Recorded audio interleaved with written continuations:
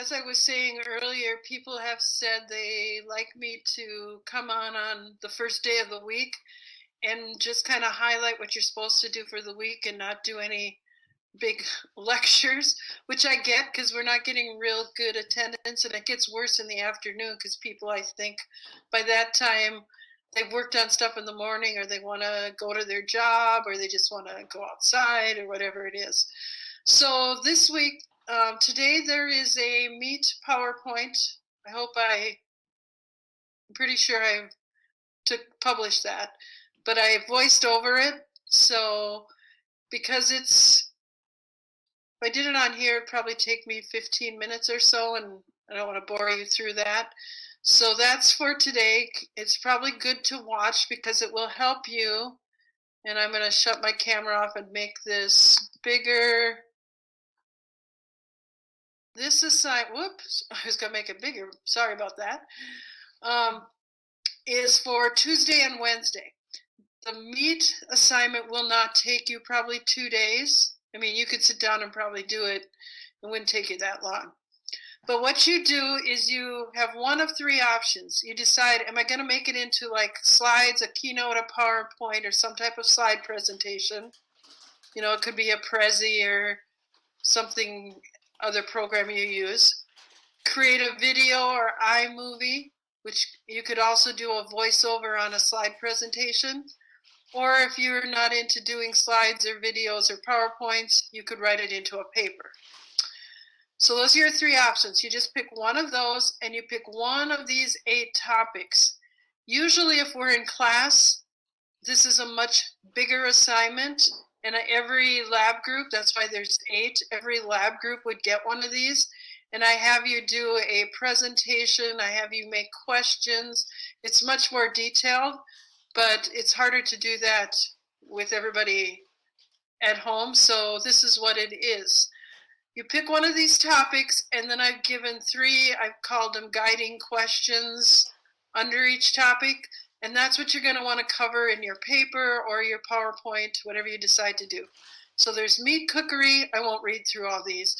You could do it on meat cookery, which in a nutshell is the different ways you cook meat, some with moist heat cooking methods where you add liquid, and like for instance roasting would be a dry heat. So you'd name those, define those, and proper temperature. Purchasing meat and meat labels. What do you look for when buying meat? What's on a meat label? Inspection and grading. Like for instance, it says the top 3 grades of beef. The top grade is prime. Then you talk about the grades below that and what do they do to inspect meat. The different types of meat. Cattle, beef, veal, sheep, lamb, pork. Define those, and then how do you store them? Like how long can some of these things be in the refrigerator? How long can they be in the freezer? Cuts of beef and bone shapes. So the carcass of a cow is cut into different cuts as wholesale cuts. And then we buy retail cuts.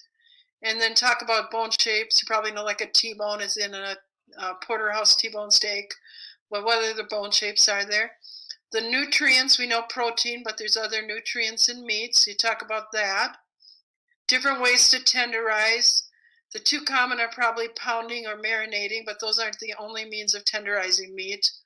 And then convenience meats and processed meats would be like your deli meats, your cured meats, the meat that you might buy to put into a sandwich that's been processed, and then comparing convenience versus processed meats would be what you'd cover.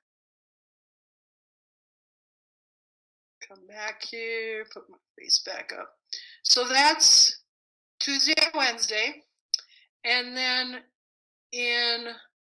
for Thursday, there's just a little bit of Italian reading and then my Italian notes to go through, because usually what we do again with this one is we incorporate some of these different cultures and countries. When we're in the meat unit, I overlap it with Italy, and in class I was saying earlier that usually we broil steaks and then we make stromboli and then we make lasagna, some Italian. So you could pick any meat, the lab for Friday. I left it open. If you grill some meat on your grill, brats or burgers, or maybe you're going to grill steak, shish kebabs. You could count that, or you could do something with Italian. I gave you stromboli. If you don't know what that is, that's the Italian bread. You could use French bread. You hollow out the inside, and then you put this meat mixture and cheese, wrap it in foil, and put it in the oven to warm and melt your cheese. You make the meat mixture on top of the stove. You can also, we usually make the Italian bread out of frozen bread dough. So you can do that if you want, or you could buy Italian bread or loaf of French bread already made. And then lasagna. There's lots of pasta dishes. You could also make minestrone. That's an Italian soup.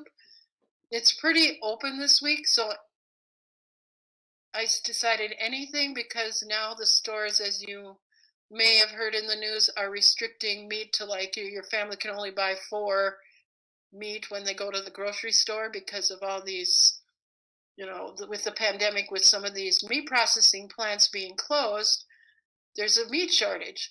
So that's why I thought, well, stromboli and lasagna are ground beef. I mean, you could make them with ground turkey as well. Most of us use hamburger ground beef. That might be easier to get than some other meats. But again, that's totally up to you what you want to do.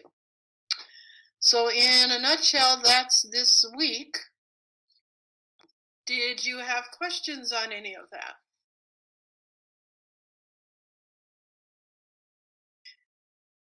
Questions on this meat presentation?